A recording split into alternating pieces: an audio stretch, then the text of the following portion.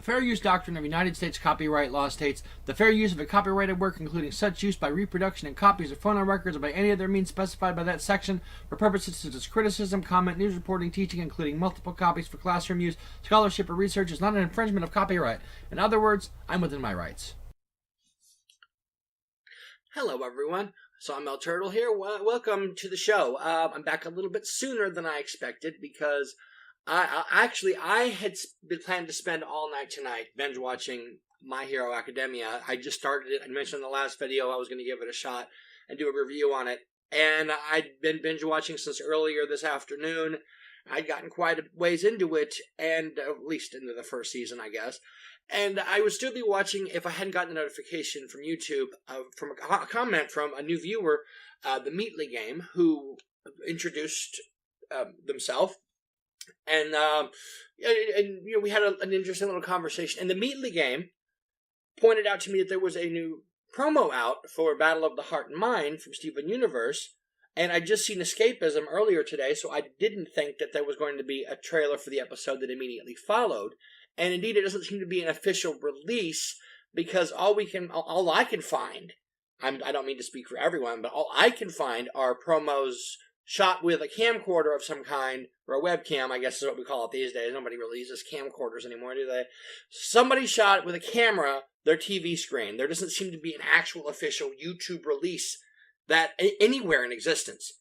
So I downloaded the clip. I'm gonna put it up here in the corner. I'm gonna keep talking as it plays. If you actually want to see it, I could provide a link to those videos in the description down below. But the fascinating thing about this clip is this seems to me exactly what I just said when I released the video that I made yesterday this morning, and that he's gonna have a heck of a time getting off Homeworld. Because one of the first things that you hear in this promo, oh, you're not going anywhere. See, this is what I foresaw. This is exactly the situation that I said he was writing himself into.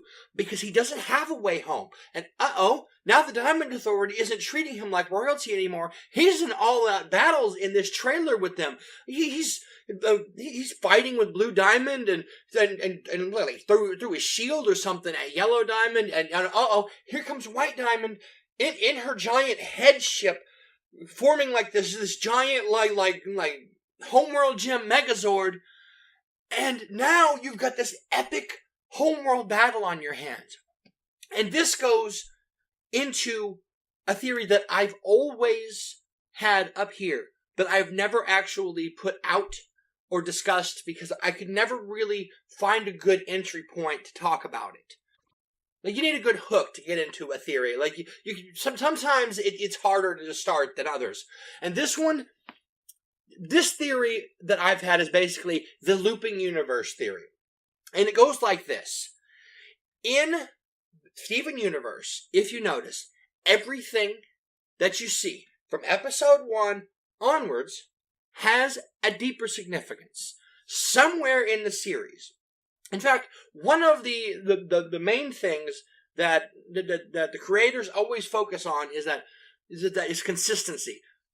Like characters that you see that introduce themselves by name, you'll always have a second appearance. There is never a one shot of a character that isn't like a background character or something like the bellhops in the hotel where Greg stays in Mr. Greg, like shake a leg, it's Mr. Greg. Like, they're not going to make a second appearance, obviously, but the Zoomans.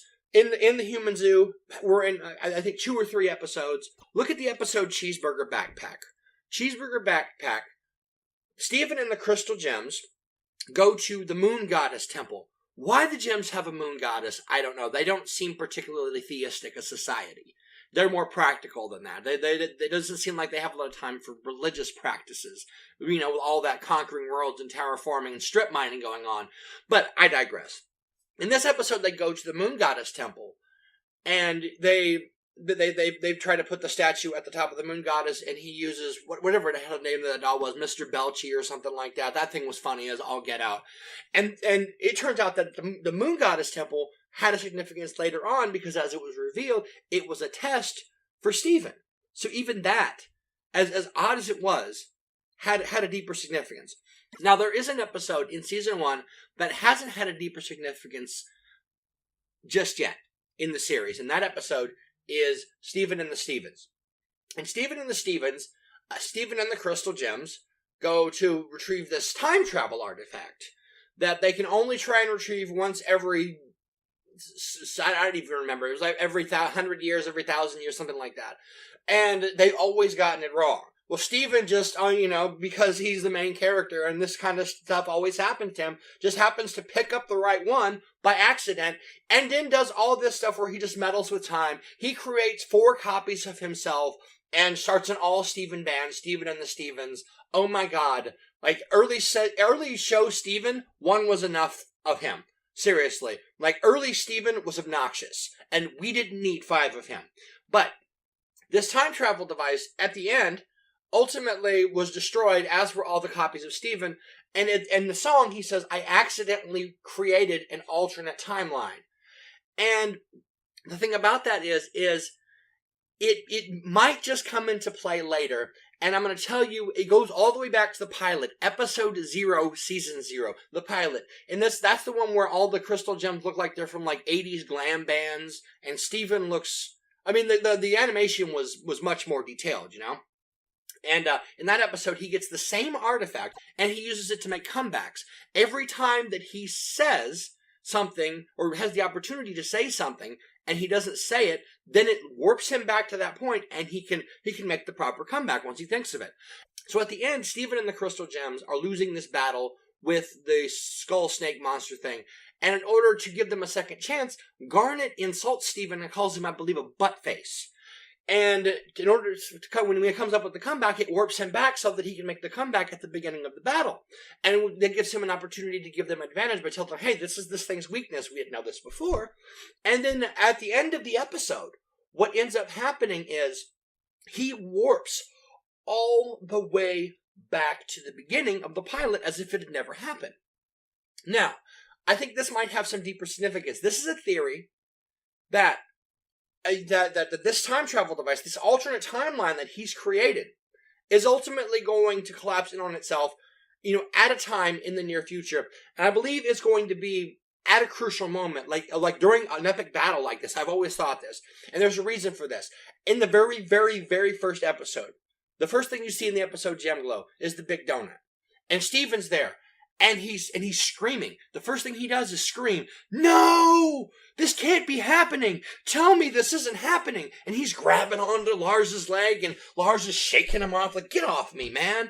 And the reason for this is because, in this theory of mine, is that at the end of the series, there's going to be an epic battle, like the one that you see in this trailer.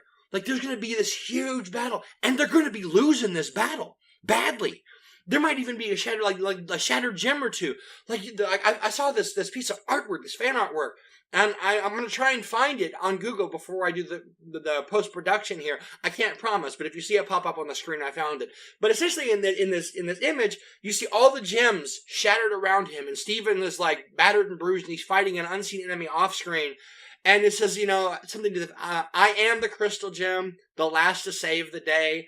And I think it's going to be something like that. Like, at the end, there's going to be some casualties, and they're going to be losing badly. And suddenly, this time travel artifact snaps back into play, and it rubber bands him back to the, just as something horrific's happening. He's here, no! Like, maybe Garnet gets shattered or something, like Ruby or Sapphire, or maybe even Connie bites the bullet on this one. Like, maybe they kill off Connie, in order to teach him, because he really cares for Connie, and they know this. And in order to affect him, they go after Connie. And so they mortally wound or kill Connie, and no! And right then, whoosh, right back to the beginning. And that's where he's screaming. And he's back at the beginning, and for the briefest moment, in the first episode, he has a memory of what was happening. But just within the first few seconds, like about the time that he grabs Lars's leg, he's beginning to forget by that point. That's why he says, please tell me this isn't happening. And he's grabbing onto Lars, but Lars is back to being human, teenage, douchey, pre-pink Lars. So, he doesn't know what's going on. He has no memories of what had happened. So Lars is like, get off me, man. And by this point, he's forgotten, and his mind has lapsed back to the past, and he's on Cookie Cat. Cookie Cat isn't what he was screaming about. He was screaming about what happens at the end, but he loops back. And then you get, he gets back to Steven and the Stevens, picks up the hourglass thing, gets to the final battle, loops back to the beginning again and again and again and again and again. And if you don't think a TV series is douchey enough to do that, I bring your attention to the 90s TV series Mighty Max, based on the toy line. Mighty Max was a good series. Mighty Max was amazing. Like, Mighty Max had focused on the cat bearer, the chosen hero who was to defeat it doesn't even matter. Like, there was the Skullmaster, he was the big bad, and he was basically trapped in hell. And near the end of the series, Max sets him free as a way to save his friend's life. And this comes back to bite him in the last episode, because Skullmaster, the main enemy, has this relic, and he's just tearing that booty up.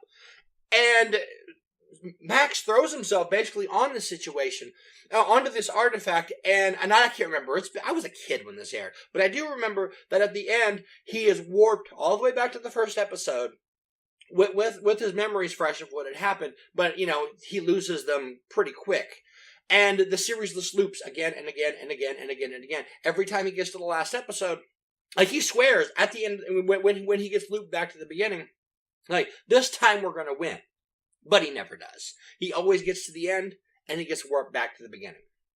I watched the series through a couple of times thinking, maybe there's a second last episode that I just missed. Maybe there's actually an ending where he wins. But he doesn't. It's an endless narrative.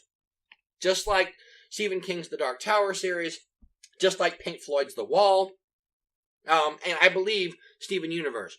You're going to get to the end, and the alternate timeline and the main timeline are going to converge. He's going to be rubber banded back to the beginning of the series, so you can just watch it again and again and again, and never finish it, as you'll always end up right back where you started from.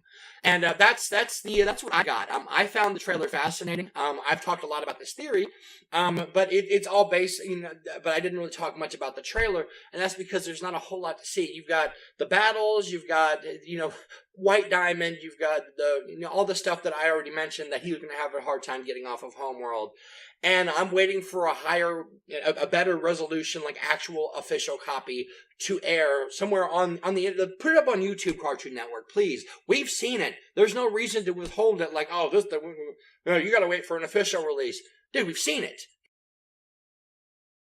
I want to thank again my new subscriber Meaty, and I asked him in the screenshot there if I could call them Meaty, and I never got a response one way or the other, so I'm just going to run with that.